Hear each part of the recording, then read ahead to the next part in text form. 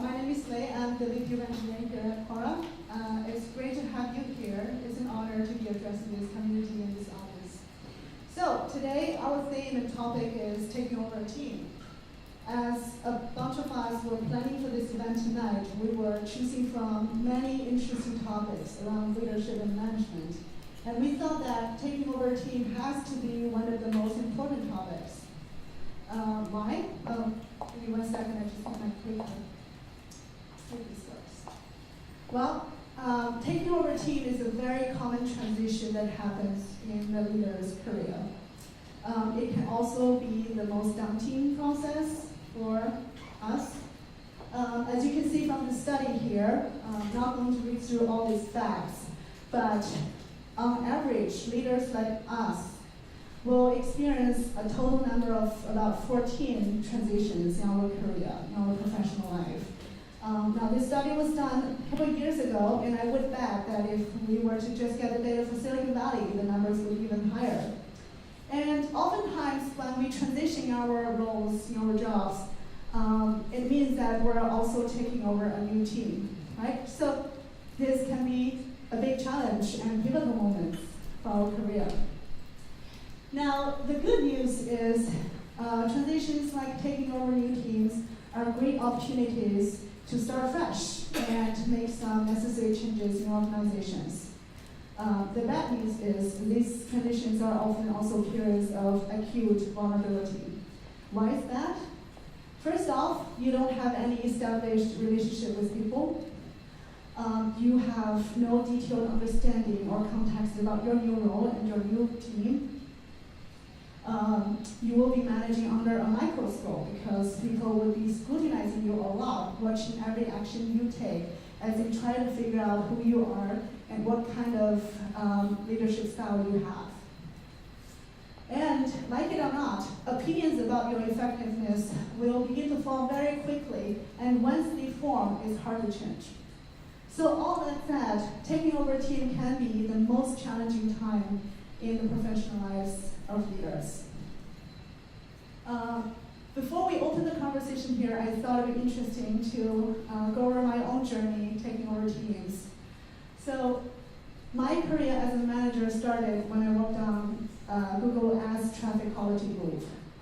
Back then, I took over a team of 5 people, which was not the team that I was working on as an engineer before, although we both reported to the same engineering director. I had always thought it did not make sense. But now I understand, because one of the biggest challenges of taking over a team is when you have to manage your former peers. And my director was smart enough to avoid that challenge for me. Of course, this action introduced a whole lot of other challenges. But I still thought it was the right thing to do. Then, a few years later, I left the ads team and I joined Google Plus. Over there, I turned back to being an engineer, and I built a team from scratch, from 0 to about 10 people. And then I left Google and joined Quora. At Quora, I started by managing the feed ranking engineering team. It's about 7 engineers. At the time when I managed this team, I grew it to 10, I think. Soon after, I took over a cross-functional team that's composed of about 30 engineers, data scientists, designers, and product managers. Fast forward, sometime later, I took over the entire engineering team at Quora, which is about 100 people. So as you can see, over the past decade, in my career as an engineering manager, I've gone through a lot of these transitions where I have to take over teams at different sizes. I think I've learned a lot along this process and grown a lot, so I'd like to share some of that learnings with you tonight. I tend to think of this transition of taking over a team as 2 phases. The first phase is where you prepare yourself and adapt to the new situation. The second phase is when you try to identify problems to solve and make changes. So let me first go over some of the challenges during the adaptation and preparation phase. And also, during this adaptation phase, I thought there are 2 typical scenarios. One of them is promoted to take over a team. The other scenario is joining a new organization or a new company to take over a team. So I will be talking about challenges and strategies in these 2 scenarios. But you're promoted to take over a team. Congratulations. The good news is that you already understand a lot of the context of your organization. The challenge lies in how you can develop behaviors and competence that's necessary to be effective at a higher level. And oftentimes this means you'll be managing a bigger team. So what are some of the major challenges in this scenario? First off, you'll be owning a broader surface area, a broader scope. You have more people under you, you have more problems to solve, and you will have more decisions to make. Sometimes, a lot of times, this new stuff can be overwhelming. The problems that you're going to try to solve is with greater complexity and ambiguity as well. The job is harder when you get promoted. You will be working with more powerful stakeholders and players. As a result, there will be more and tougher organizational barriers.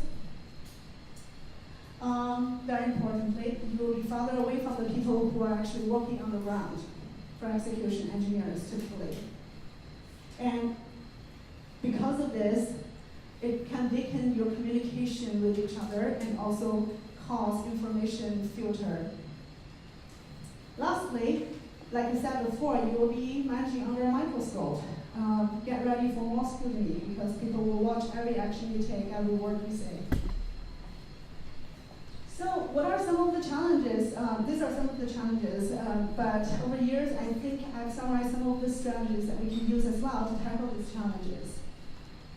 So because we're now managing a broader scope in surface area, it's very important for you to maintain a higher level perspective of your new role and strike a balance between breadth and depth. You will need to have a general knowledge of everything that's going on in your organization, but you will also have to be able to dive very deep in a specific area to the extent that you can even have a possible technical discussion with one of your engineers. You don't have to do that with everything, but you have to be able to do that with something. Because of the greater complexity and ambiguity, we need to delegate more.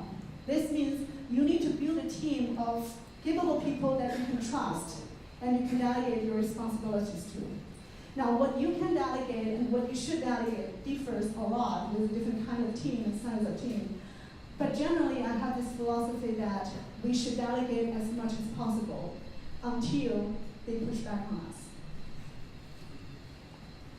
Now, what do we do with the tougher organizational barriers? I mentioned that because you're leveled up, you'll be working with more powerful stakeholders.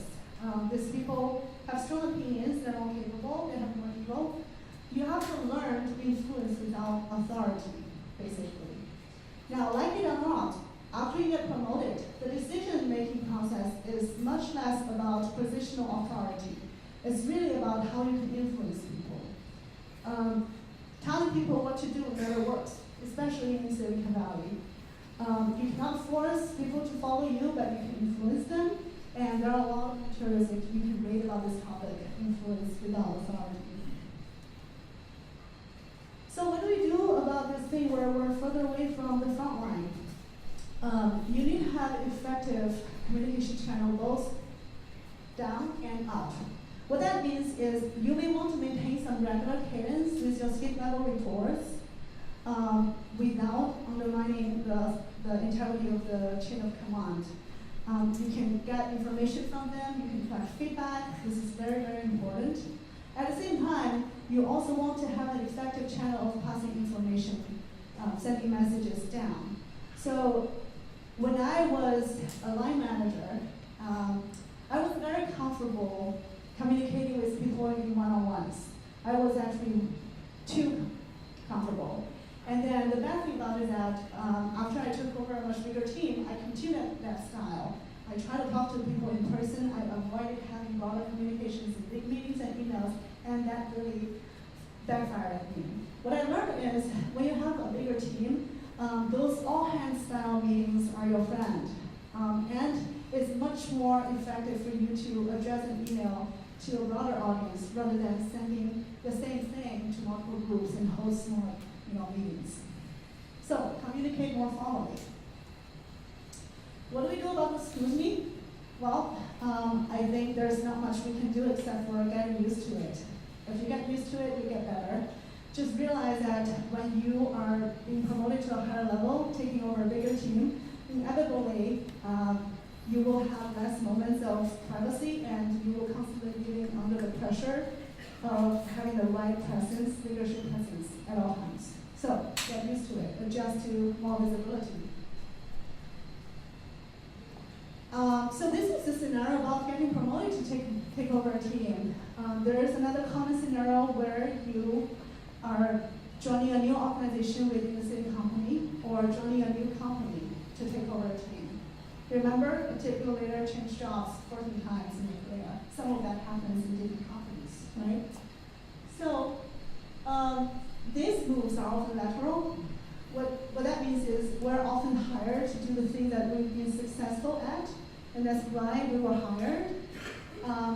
So there is not a requirement of different level of skills, but oftentimes the challenge lies in to build out the organizational context, structure, and culture.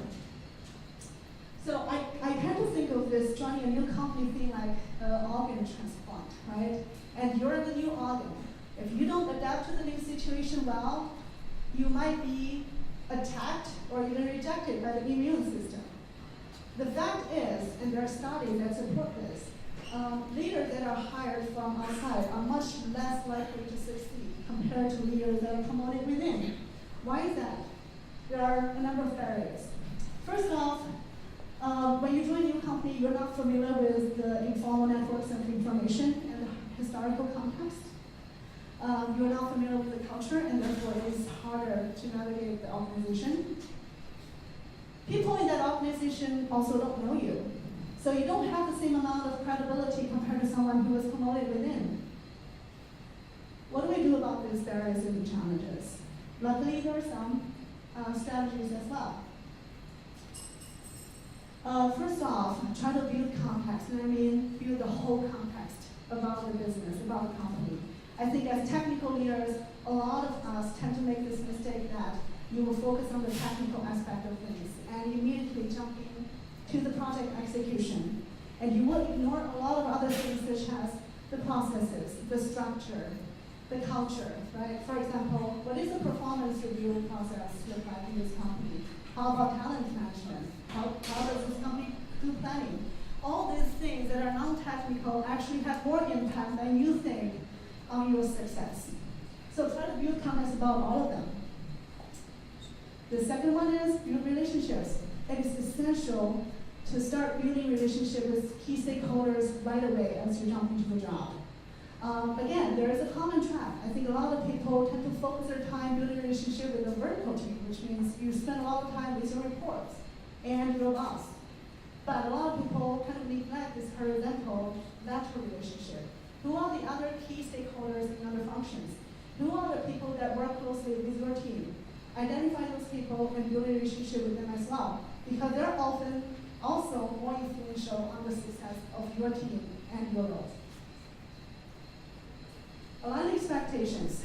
So this one may seem trivial. When, during the recruiting process, you might have kind of like a good idea of what you're supposed to do once you join this company. No matter how much you think you know about what the expectations are, try to double check, triple check with your manager. Because recruiting is like a romance, and employment is like a marriage. So don't take risks in that. Adapt to culture. I think this is actually the last point, but actually the most important point. I think a lot of leaders fail to adapt to the new organization because they can't fit in the culture. This can be a daunting process. The important thing is for you to actually really understand what the culture is and how it is manifested in different organizations, especially in the organizations that you will join.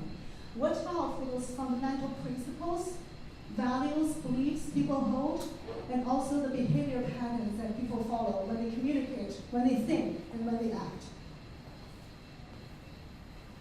All right, so up till now I've been spending some time talking about the first phase after taking over a team, which is trying to adapt to the new situation and get ready. Now, I'm sure nobody take over a new team just to fit in, right? Because as leaders, we'd like to make a difference. We want to add values. But how can you do that? The most important thing is build trust. I cannot state this. Trust is the number one thing you need to remember. And I really like this framework of trust. Basically, trust is dependent on 4 elements: credibility, reliability, intimacy, and self-orientation. Credibility basically means that once you join this new team, you want people to quickly develop a good impression about you, about your ability, your capability, make sure that you have attractive qualities, right? That's more straightforward. You know what you do, basically. Reliability is more boosted with consistency and predictability. What that means is people can count on you to deliver your promises. There won't be any surprises. They get what you promised, and it's meeting their expectations. Believe it or not, it's very hard. Sometimes you promise someone that I'm going to get something done by some time, and you don't do it. The easiest way of losing someone's trust is by promising something and not actually do it. Intimacy is actually the security and psychological safety when someone has a conversation with you about something significant or confidential. People tend to trust others more when they feel like they're good listeners, they're empathetic, they're discreet, and they're willing to invest in the relationship. Now, self-orientation is bad for trust, right? What that means is where your focus is. More importantly, how other people perceive your focus is. Now, if people perceive you as only focusing on yourself, your own needs, your own agenda, they will trust you less. To give an example, if your reports believe that you only care about your own promotion, they probably would not trust you at all.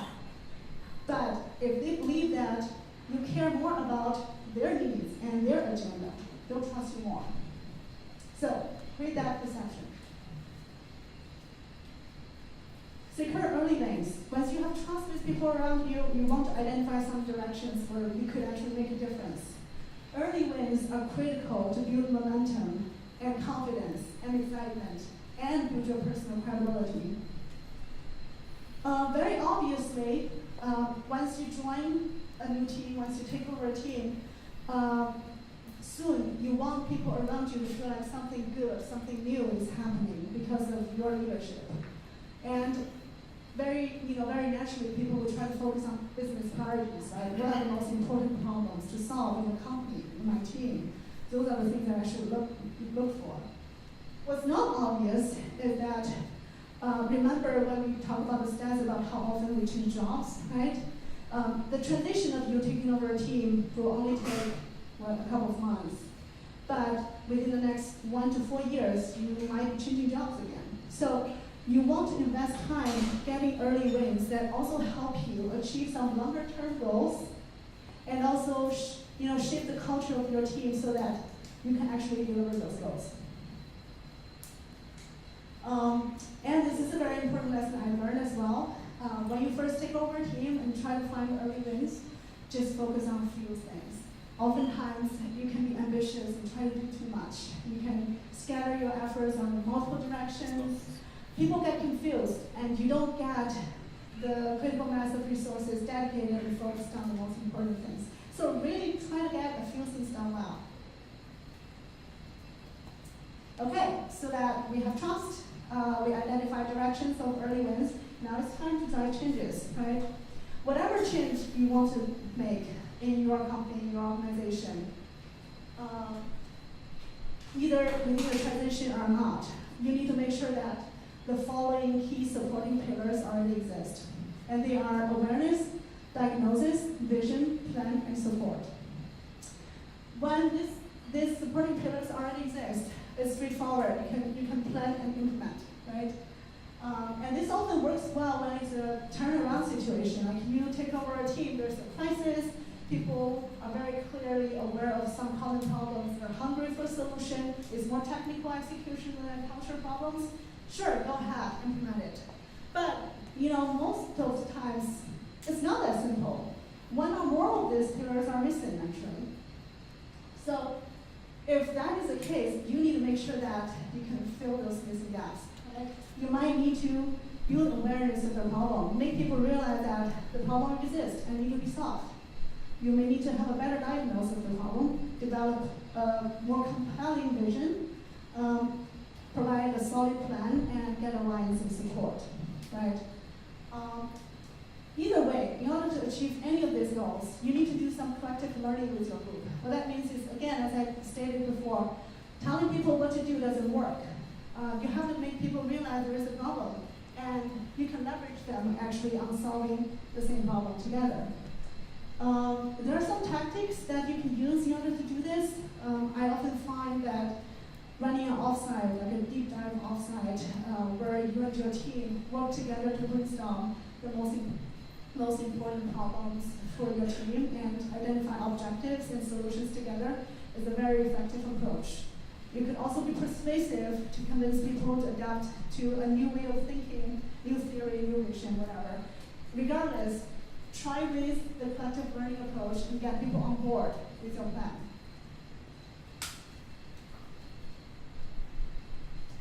Okay, so lastly, and very importantly, culture. I think this is something that I mentioned when you need to adapt to a team.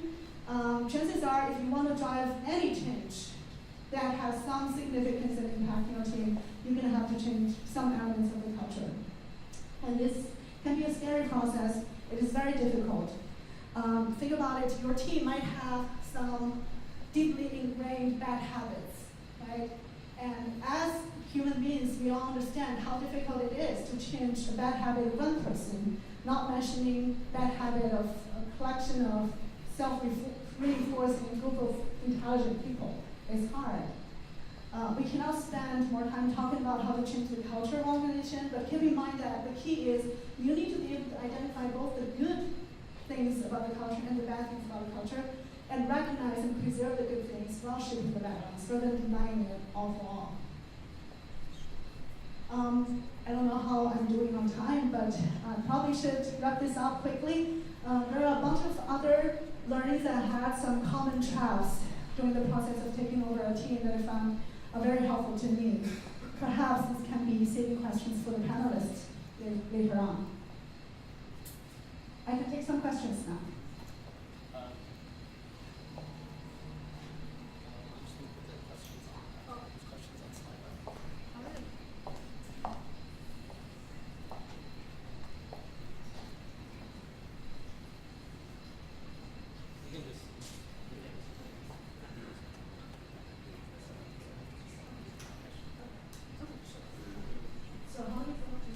Just go through the list? Yeah. Okay. Do you have the first question, in case you can't read, this is very small font here. Do you have a playbook on how you ramp up in a new team as a leader? Any tips and tricks on how to meet with your team, partners, peers, and management? The playbook thing, let's see, I think there are a couple books that I really liked about transitioning and taking over a team. I already mentioned one of them because I cited some stats from them. There's a book called The First 90 Days. I highly recommend that book. I think this is a book me and many of my managers are reading to get a jump start, right? There is another book called The Think Book of Trust. I think trust is a very key element to build when you take over a team. I think that's a very good book to read about. And in general, there are a bunch of other good management materials like, influence without authority, the trusted advisor, a lot of stuff you can find online. I think the second question in this first line here is actually very interesting. Tips and tricks on how to meet with your team and partners and peers and management. I do feel like this is an important question, and sometimes we don't spend too much time thinking about it. If you really think about this, on your first day of your new role, taking over a team, how is your mode of engagement? The first meeting you have with your reports, is that going to be a one-on-one, or is that going to be a group meeting? Right? I think it really depends on the size of the team, but I think these are things that you can think thoroughly about and make a conscious choice of. I can't prescribe any solutions. I think it really varies with the situation. I think one thing that helped me when I took over the engineering team here at Quora was a jumpstart session that my HR partner ran for me. So basically, my managers and my reports get together, ask a bunch of questions about me, and then I will answer them. This is like a get to know you session. So I think regardless of your formality of the meeting, for the first engagement you have with your new team, the first messages that you want to send to your people is not what you plan to do, because that's premature. What you really want to convey is what kind of person you are, what's your style, what they can expect from you, and what you can expect from them. So these are the things to consider during the first couple meetings with your team. Jerry, please remind me if 5 minutes is over. The second question here, what do you do for your first 30, 60, 90 days to be successful in your organization team? Good question. I think I've kind of covered this a little bit. I think I oftentimes start with building relationships. I think every time I take over a new team, I always try to know my people first. And remember, it's not only the vertical relationship, it's also about the horizontal lateral relationship. Get to know your people in the first 30 days. Get to understand the context and culture in the first 60 days. And also identify some early wins. I think by 90 days, you should have already shipped some early wins that boosted your credibility and momentum and excitement about it. Confidence in your leadership. One more question? Okay, one more question. Anonymous. Is it a good idea to pull low performers immediately after taking over a team or off? Or will it affect negativity? Great question. I've actually done that. So, I think I didn't mention too much about building your team when taking over a team, and that's actually a very important element. Because think about it, I mentioned delegation, right? The thing that you can get, the way you get things done all the times is to delegate to people. If you cannot trust your people, that's a big problem. I think it's not a bad idea to remove low performers soon after your new role. I think it's not what you do, it's how you do it. Because other people watch how you take these actions, how you fire people and allow them to be respected and have dignity. I think that's important. I often also try to be transparent to my teams when the issues are already obvious to them. Because that's a way to boost my own credibility as well. Oftentimes, if there is a low performer in your team, other people already know, because they work with these people. They know that they're not performing well, they know they're not at the same level as they are, so they're looking at you to say, what action are you going to take? Are you going to hold them accountable, or are you just going to let them go? So I think it's important to take the right action, and it matters how you take those actions, and it matters also how you communicate about them with some transparency.